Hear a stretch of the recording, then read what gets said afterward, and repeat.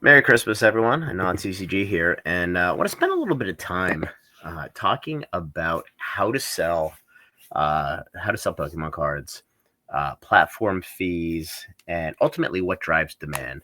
But the first thing I want to talk about, and I hear this all the time, and I know most people on YouTube aren't financial professionals. I am a licensed certified public accountant. Yeah, I don't. I work in the finance world. I'm certainly not a licensed investment advisor, so I don't give any advice. But people who compare Pokemon cards to the S&P 500, quite honestly, not sure they quite know what they're talking about. And I'll give you a perfect example. So, everybody here knows what the risk-free rate of return is, or they should. You buy U.S. Treasury bonds. Yeah, it's not going to default. It's risk-free because if the government defaults on the bonds, your money's not worth shit anyway. Then you have the S&P 500. It's average between 6 and 8% uh, on average for forever, depending on how you measure it and how close we are to a recent downturn in the market. And why it's important is it's not only a good measurement of value, but it's also liquid. At any point in time, you could snap your fingers, you could sell your S&P 500 index fund at market for no fee or virtually no fee, depending on your platform, at any point in time. Like, it's literally, oh, I need to go to the doctor, I need to buy a car, snap your fingers, gone, done. The only thing that Pokemon cards have related to the rate of return on the S&P 500 is you can actually calculate a rate of return. That's it. Uh, if you calculate whatever you make on your Pokemon cards, you're not going to get that. Like, the number that's posted on websites to sell you cards, you are most likely never going to get. So, I don't understand why people compare the two.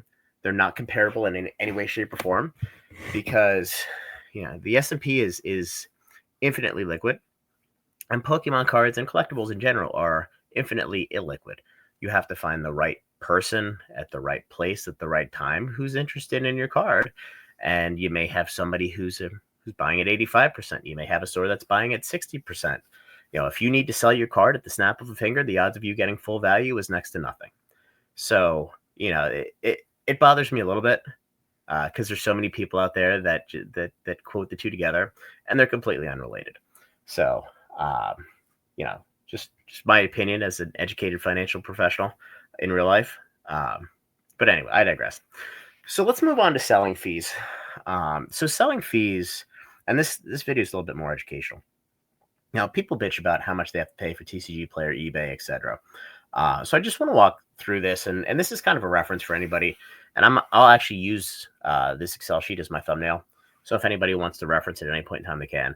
I just pulled it off the different websites and the different concepts. So, what you pay to sell a card is a factor of convenience. It's a factor of liquidity, meaning TCG Player has the maximum number of eyes who are on TCG Player specifically to buy cards, right? So the platform fee, and this varies depending on different levels, but the vast majority of people are going to be selling between level 1 and level 4 sellers. So the platform fee is 10.25%, and that's fixed right now. Now, I've heard rumors are going to a volume discount based on selling larger dollars. eBay, I believe eBay has it in place. I looked quick, I couldn't confirm, but I thought they did, and that may be negotiated. That may not be a published discount. Other than eBay does have, a 10% discount on fee if you're top rated seller. But as of right now, it's 10.25%, and they charge 2.5% for processing fees. So, they have to pay a credit card company to process. I'm sure they're getting a discount for volume, etc. So the total fee that you're paying on TCG Player is 12.75%. And I'm going to talk through eBay as well, and then we can talk about the pros and the cons. So with eBay, it doesn't break out the processing from the platform fee, but it's effectively 13.25%. So eBay being a public company, they've jacked their rates up a little bit more pressure than TCG Player. And obviously TCG Player is now owned by eBay. So I would anticipate at some point those two overall fees are going to converge, probably in 2025. But the pros are, it's easy. It's free traffic. If you're looking for a card, you're going to go to eBay and TCG Player generally. Now, you may go to your local game store. but depending on how big the store is, they may not have the card you're looking for. The cons are it's an eye-popping number if you don't understand the other options. Paying 13% to sell a card, it hurts a little bit. But remember, you're not a store, most likely. You're not selling for retail. You're selling to somebody who's looking to buy for a little bit less than retail. That's why they're coming to you, and that's why they're not going to their store, because you offer something the store doesn't, a discounted price. Just get that in your head. That's the way it works. So TCG Player and eBay, good platforms. You also have buyer protections, seller protections that you don't have in the other areas. I've had instances where the shipping companies lost the package, and this happens on occasion with the Ground Saver with UPS, where they use the U.S. Postal Service for last mile, and they deliver UPS delivers it to the local post office, and then you're dealing with a bunch of USPS folks to hopefully they pick up the package and deliver it, and it's gotten lost in between, and it just goes into the ether. And TCG Player has refunded a few of those where no questions asked. That's part of why you pay the fee, because they have that inherent cost, and you're paying for some insurance there. The last one, I think I had two Kaladesh Invention. It's funny how it's always the expensive cards that disappear. Kaladesh Invention Metavolts disappear in Houston. So I think it was net of like $900 to me after fees and everything, and they asked me to refund the seller or refund the buyer, and then they credited my account back. So that it is a great protection if you have to use it. It's like life insurance, right? You hope the guy you never have to use it, but if you do, at least the people left behind are happy to some extent. So moving on. So people love to go to Facebook, Discord, private websites, and use PayPal to transact. Now you have Zelle, Venmo, a couple other things. But let's use PayPal, because PayPal goods and services is the way that most folks transact, because it gives you an added level of security. So for goods and services, PayPal will protect both the buyer and the seller, and then you have your credit card as well for a second level. So when you go on a Facebook or Discord page, if I'm looking to buy, I'm on there because I'm going to get a discount at the retail. No different than TCG Player or eBay. If I'm selling cards on there, I'm hoping I can do a little bit better and still share some of the discount with TCG Player and eBay. But most people on there are buying at 10 to 15% discount from market. And then in addition, the fee for goods and services is 2.99%. Now, if you send an invoice, it bumps up to 3.49%, which I didn't realize until I looked for this. I mean, I don't really use invoices, but I've had people send invoices to me before, and I'm guessing they didn't know that. So all in, you're at a maximum of about 18% discount versus, which is about 5% higher than TCG Player and eBay. In addition, there's no transaction protection other than goods and services. So if you send money, Venmo, Zelle, friends and family, and you get scammed, you're fucked. You have no recourse whatsoever. So if you're using this, you have to be extra diligent. If it's too good to be true, 99.9% chance it is. People on there selling cards aren't idiots. They're there for a reason. They're trying to target, some gullible folks who are happy to send, friends and family and save a couple percentage points. So, you have to be careful there, but it's easy. You don't have to learn about TCG Player or eBay. You just go on, you find the different groups, you register, and you're in. You could have friends that, recommend sites for you, invite you to sites, whatever. So that brings me to the fourth way to do them. And this is, I put Shopify here because we build our site on Shopify. There's a bunch of different ways to do it. But it's basically your own website. And this could vary significantly. So this could go from the cheapest way to move product, because ultimately the processing fee at the high end is about 2.9%. Now you can pay a higher monthly fee. For example, for Shopify, if I pay $30 a month, I pay 2.9%. If I pay $80, they take it down to 2.6%. So, they value the fixed cash flow, the fixed revenue stream, over the additional 30 bips for fee volume. So there's ways to move this down a little bit, but ultimately, you still have to be concerned about selling the product for full value. So on our website, since we're just getting started and with our internet presence, we have to offer a discount to market to attract people to get on the site. You have some of the larger websites out there who they're able to sell at market or even a little bit of premium to market because people trust the website. They've used it for a long time. It's convenient. It's reputable. So there's a varying degree of not necessarily the processing fee, which you spoke about, but what I'll say is the platform fee. So how can you present yourself to make the sale? What do the buyers require? And this is where, it's a little nebulous because you can look at 2.9% and say, hey, this is great, but you build a website, it sits out there in the ether, nobody knows about it, it's fucking worthless. So, this could be the cheapest way to move the product. It could also be the most expensive. If you have to offer 20% discount to get people there, you still need a lot of people there because everybody who visits the site isn't gonna make a sale. And then, again, you have to bear the cost, and that's not just financial cost, but also time cost to create traffic to the site, which whether it's YouTube, Discord, local advertising, which I'm not even sure that exists anymore. It's time and effort and money, and it takes a long time to build a following and get the name out there. So those are kind of the different options. But I mean, quite honestly, if you're an individual seller and you're not selling a whole heck of a lot of volume, I would probably go through TCG Player. eBay for singles isn't as good. eBay's a little bit better for sealed product, at least in my view.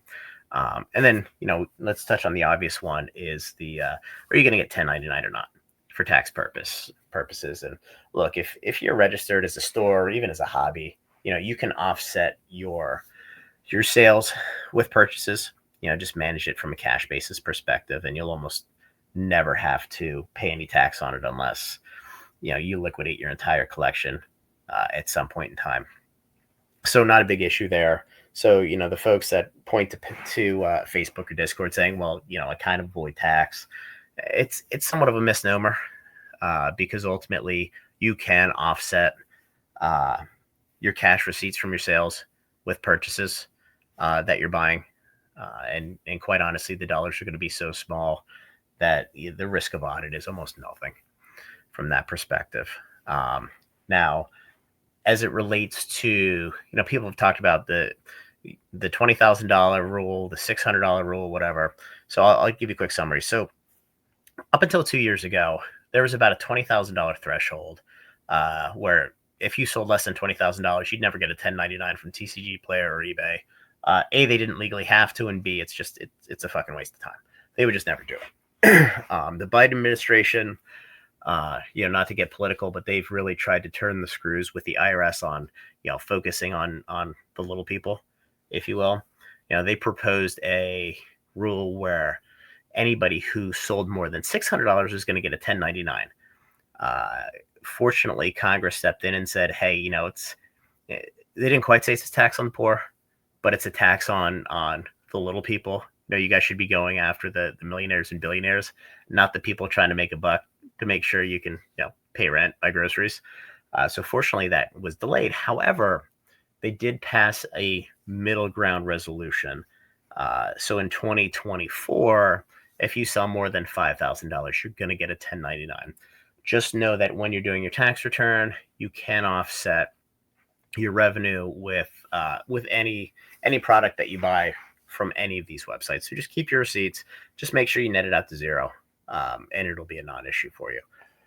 Because quite honestly, this is not a business for anybody. If it is, I mean, you don't need my tax advice. You're already talking to your own accountant and you're getting it. So that brings me to my third point. So demand for product. So a lot of YouTubers talk about, buy this, buy that. I mean, you see a million people now recommending their top buys for 2025. I want to focus on how do you sell things, and what is the right time to sell. And the ideal time to sell, quite honestly, is when the product's hot, the product's on fire, and when a product is on fire, it becomes extremely liquid, and you're going to get a sale price that's much closer to the market price in any of the four scenarios that we spoke about platform wise. So, for example, if you have Surging Sparks booster boxes now, uh, and what we did is we sold the majority of them because A, they're super liquid, so we can move them quickly. B, we have a huge gain in them because our basis was from distribution. And C, the products run so far so fast, things don't go up forever. So, I've been through enough cycles in my life where I don't have a whole lot of FOMO. So, if I sell boxes at 180, they've been sitting at 210 now for a couple weeks. If another reprint comes in, maybe it comes down, maybe it goes back up. But I made my money. I'm happy, and I've moved on to something that I feel has a better risk reward scenario. Look at Fusion Strike and Lost Origin. Now, those boxes could go to $400 or $500, but if I own them, I would sell the shit out of them. Quite honestly, because they're on fire, they're liquid. You can move them, quite honestly, for a premium right now because people are dying to get them, and they're going to cool off at some point. Now, are they going to be $800, $1,000 at some point in the future? Sure, they could be. But if you get 400 for them now, you need them to go up $400 to double your money. You could buy four Stellar Crown booster boxes at $110. You only need them to go up $110 per box to make the same return. And your downside is far more limited than what it is with Lost Origin and Fusion Strike. And there's going to be people in the comments that saying, "No, these things they're the greatest product of all time. This and that." Oh, it's great. You should buy it and sit on it if that's the way you feel. This is just my own thoughts and etc. So, I'm always a fan of the saying, "Make hay while the sun shines." If you have a product that's hot and it's on fire, I always consider selling at least a part of it, quite honestly, because I do have a couple positions that are over 1,000 boxes each. But generally speaking, if I have 10, 20 cases, you can move it so quickly. It just makes sense to do so. Um, you know, Obsidian Flames, Pokemon Center ETBs. I mean, those things went from dirt cheap to $250, $300 because of the promo. I wouldn't be shocked if they're sitting at the same price 2 years from now. I could be totally wrong, but they've run very far, very fast. And one of the rules I've always lived by personally is once you get up to that $500,000 price point, it starts to severely limit the number of people who are in play to buy the product to drive the price up higher. So the barriers to entry of additional demand they just become limited. So it's easy for a product to get to $500. I mean, look at the Pikachu from Surging Sparks, but as everybody's seen, it traded up to 700 and then it started coming back down because A, there was a ton of product open, and B, it gets to the price point where you have a diminishing number of people that are either interested or willing to pay $500 per card. So when it comes to liquidity and selling a product, you have to be opportunistic. Now, if you need to sell something, I've always been a fan of selling your winners, and you hold on to the losers because I think we've all seen over time that losers become winners when enough time passes. Shrouded Fables everywhere. Everybody thinks it's kind of junk, and I mean, I like the set. I think there's a huge opportunity, but I'm not going to sink money into it now. If I can buy ETBs now for $30, I could probably buy them for 35 in a year. And, that's $30 per ETB that I can spend elsewhere. I can allocate to battle partners or whatever it's Journey Together, whatever it's called, or, an infinite number of other opportunities that will present themselves and in my mind have a better return profile than Shrouded Fable. It doesn't mean it's a shitty product or a bad investment. It's just, the timing isn't quite right. But, when it comes to selling, I would have been I would have been one of the people that if I had Evolving Skies, I would have sold it at $400 and I would have moved on to something else. Quite honestly, if I sold it at $400 and I bought Chilling Reign at $90, $95, um, I would have been in a much better position today than if I rode Evolving Skies from 400 to 1,000. You're running Chilling Reign from what 90 to 300. So even though either path is a good path to go to, I'm always of the mindset that if a product overheats, you're better off taking some profits and moving it into a product that's less in demand. Because quite honestly, you'll get a better discount when you're buying it, especially if you're buying private across all these platforms. So just want to spend a little bit of time talking through that. I know some folks in the Discord have spoken about or asked some questions about when do we know to sell, what drives demand, and quite honestly, what drives demand is demand, right? And I hate to say that, but you see products start to overheat, and then it gets everybody's attention. It's like dominoes, where it's an inefficient market because there's inefficient and imperfect data out there, so not everybody sees it at the same time. So as more people take notice to products going up, it just drives more panic buying, and the product continues to go up. So we have Fusion Strike, Lost Origin now. I would imagine we're going to see Silver Tempest, Crown Zenith here in April, when it theoretically goes out of print and rotates out. I'm sure we're going to see Astral, Brilliant Stars. All those boxes are going to be probably $300 by the end of the year. Crown Zenith, once a lot of the loose packs get eaten up from Sea and Sky, they're probably pushing $8 to $10 a pack in a year, which is kind of crazy. So there's a ton of opportunity, but you can't take advantage of something that's a potential 2 to 3x if you're sitting on Surging Sparks at 215 and hoping it goes to 250. That math just doesn't work. So anyway, guys, like and subscribe. We have a lot of viewers who aren't subscribed to the channel. It does help out, and join the Discord. A lot of good information there. So, all right, everybody, Merry Christmas and have a good night.